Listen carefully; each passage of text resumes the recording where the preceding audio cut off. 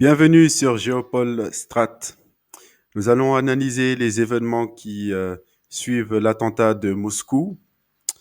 Euh, alors, là d'entrée, je vous mets la carte de la Russie pour vous euh, permettre de voir ce qui se passe. Alors,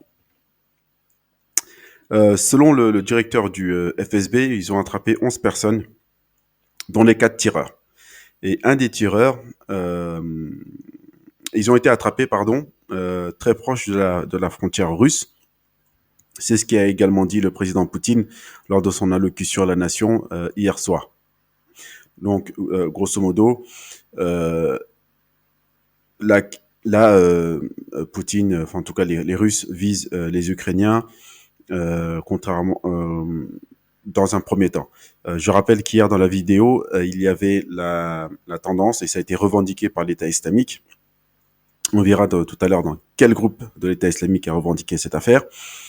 Mais je vous montre cette carte pour vous dire que les assaillants ont fui.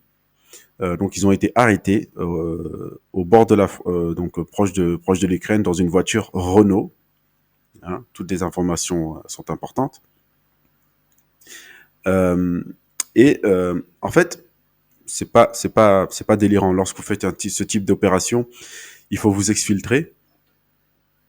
Et le meilleur, et vous regardez tout simplement au niveau des cartes où vous pouvez vous exfiltrer. Donc ils auraient pu s'exfiltrer vers l'Estonie par exemple, la Lettonie ou la Lituanie. Bon, ça n'a pas été le cas. Ils se sont fait arrêter. On voit ici la frontière avec l'Ukraine. La Biélorussie, je pense pas que c'était une option pour eux parce que de toute façon, la Biélorussie, c'est le président est main dans la main avec Poutine. Hein. Voilà, il est très très proche de Poutine. Donc la meilleure option, c'était à mon avis pour eux l'Ukraine, sachant que quand on redescend, bah, c'est très très très très loin. Atteindre le Kazakhstan, c'est quasiment mission impossible. Géorgie, Arménie, Azerbaïdjan, bon voilà, c'est tout sauf faisable parce que le temps sont comptés. Hein. Donc là, vous avez à vos trousses tous les services, enfin tout le monde est à vos trousses. Là, il faut partir le plus vite possible. Donc c'est pas délirant que les assaillants aient voulu s'exfiltrer vers l'Ukraine. Alors les assaillants, on va voir la photo d'un qui a été attrapé par le FSB. Donc ce sont des images. Donc là je suis sur Russia Today. Donc je parle au conditionnel. Je sais pas si c'est réellement lui. L'avenir nous le dira. En tout cas les prochaines heures, les prochains jours. Et il fait quelques confessions, notamment qu'il a été payé pour le faire et qu'il a été payé 500 000 roubles, donc à peu près 5 400 euros. Euh, Ça peut paraître peu pour des personnes qui vivent en Occident ou qui vivent dans des grandes agglomérations, etc. Mais pour d'autres personnes, c'est une somme énorme. Donc euh, là, l'intérêt, c'est de dire qu'il a été payé. Donc, il y a un commanditaire, il y a quelqu'un qui a donné l'ordre de faire cette exécution. Et nous allons ensuite voir que ce personnage-là, euh, est-ce qu'il ressemble à un musulman? Ouais, il a une barbe. Ok. Bon. Ok, ça a été terroriste attaque. Donc voilà, on parle de 133 morts quand même, 120, 120 blessés sur la nuit de vendredi. C'est énorme hein, quand même pour, pour ce type d'attaque. Donc voilà un des personnages qui a été arrêté. Donc dans les prochains jours, les 11 autres personnes qui ont été arrêtées vont parler, hein, parce que les Russes, à ce niveau-là, compte tenu des mœurs locales, ils savent faire parler les gens.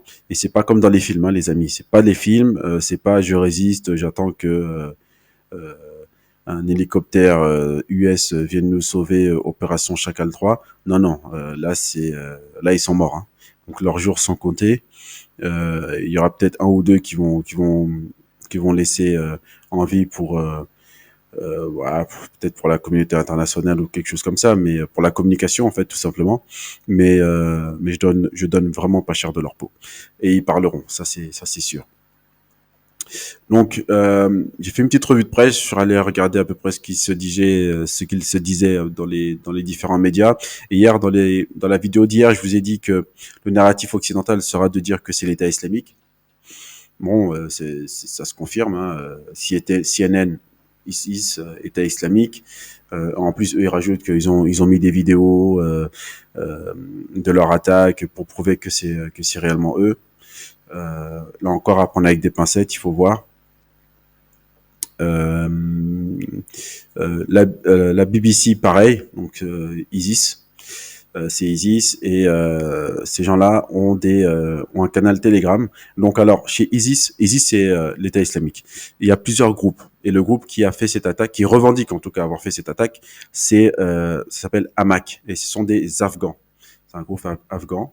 Euh, et donc sur leur chaîne Telegram, apparemment, ils auraient diffusé des images de la tuerie. Donc pour des raisons de sensibilité, évidemment, je vais pas les mettre ici, mais vous avez compris que, comme je vous le disais hier, euh, les médias occidentaux, voilà, c'est l'État islamique, c'est personne d'autre. Souvenez-vous aussi que je vous ai dit que tout de suite après les attentats, les Ukrainiens ont inondé les canaux Telegram avec des vidéos, des photos, des tueries qui ont été supprimées les minutes après.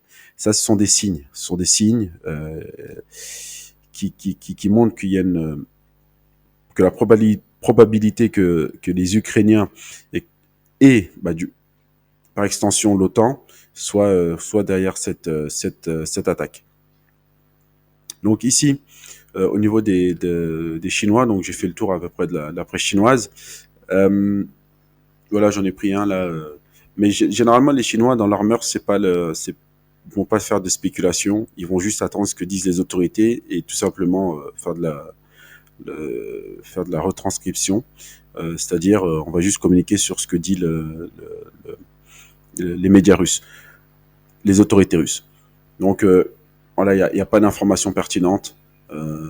Pareil, Xi Jinping a appelé, a appelé Poutine pour présenter ses condoléances, etc. Sachant qu'il y a un rapprochement extrêmement fort entre la Russie et la Chine ces dernières années pour contrecarrer l'hégémonie américaine et occidentale. Rappelez-vous des BRICS.